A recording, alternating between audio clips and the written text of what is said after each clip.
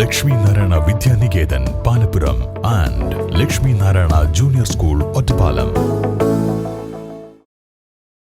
മാസങ്ങൾ നീണ്ട വിവാദങ്ങൾക്കൊടുവിൽ ഒറ്റപ്പാലം താലൂക്ക് ആശുപത്രി ഭരണം നേരിട്ട് ജില്ലാ മെഡിക്കൽ ഓഫീസിന് കീഴിലേക്ക് മാറ്റി താൽക്കാലിക ക്രമീകരണം. ജില്ലാ മെഡിക്കൽ ഓഫീസിലെ junior administrative medical officer doctor KV ഗീതയ്ക്കാണ് സൂപ്രണ്ടിന്റെ താൽക്കാലിക ചുമതല. ആഴ്ചയിൽ തിങ്കൾ, ബുധൻ, ശനി ദിവസങ്ങളിൽ സൂപ്രണ്ട് ആശുപത്രിയിൽ ഉണ്ടാകും. പുതിയ സൂപ്രണ്ടിനെ നിയോഗിക്കുന്നത് വരെയാണ് ക്രമീകരണമെന്ന് ആരോഗ്യവകുപ്പ് ഡയറക്ടറുടെ ഉത്തരവിൽ വ്യക്തമാക്കുന്നു. ആശുപത്രിയിലെ പ്രശ്നങ്ങൾ ചൂണ്ടിക്കാട്ടി നഗരസഭാ കൗൺസിൽ ആരോഗ്യവകുപ്പിനെ സമീപിച്ചതിന് പിന്നാലെയായിരുന്നു നേരത്തെ ഉണ്ടായിരുന്ന സൂപ്രണ്ടിന് സ്ഥലം മാറ്റം.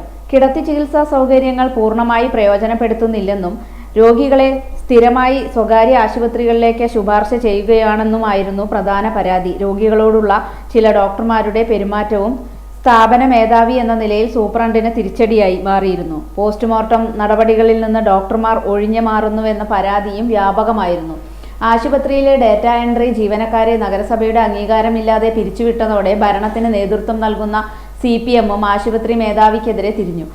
ആശുപത്രി നടത്തിപ്പിലെ പരാജയമാണ് മുഴുവൻ പ്രശ്നങ്ങൾക്കും കാരണമെന്നായിരുന്നു ആരോപണം. പാർട്ടിയും DYFIയും ആശുപത്രിയിലേക്ക് മാർച്ച് നടത്തുന്ന സാഹചര്യം വരെ ഉണ്ടായി. താലൂക്ക് വികസന സമിതി, നഗരസഭാ കൗൺസിൽ യോഗങ്ങളിലും ആശുപത്രിക്കെതിരായ പരാതികൾ വ്യാപകമായി. ഇതിനിടെയാണ് സൂപ്രണ്ടിനെ മാറ്റണമെന്ന് നഗരസഭാ കൗൺസിൽ ശുപാർശ ചെയ്തത്.